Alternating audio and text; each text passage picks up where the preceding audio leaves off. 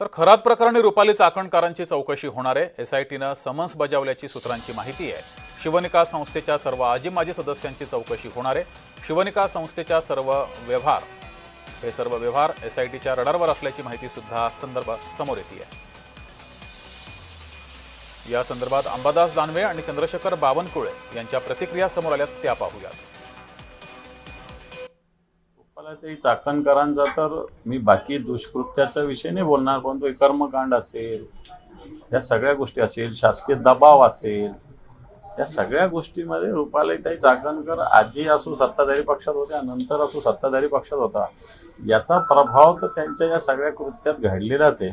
आणि मला वाटत नाही की याच्यामध्ये फार पोलिसांनी चुकीचं केलं, योग्य केलेलं आहे। आणि आणखी जे जे याच्यामध्ये असतील, या सगळ्यांना या तपासाच्या कक्षेत घेतलं पाहिजे।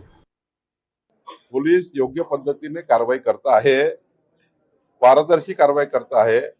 आणि समन्स देणे म्हणजे काय त्या ठिकाणी अंतिम नाही आहे, शेवटी तपास होणं आवश्यकच आहे। प्रत्येकाचा तपास होतो, एखाद्याचं नाव आलं, उद्या समजा कुणाचे नाव आलं, पोलीस तपास करतात, पोलिसांना योग्य वाटलं तर कारवाई करतात, नाही वाटलं तर त्या ठिकाणी घरी पाठवतात।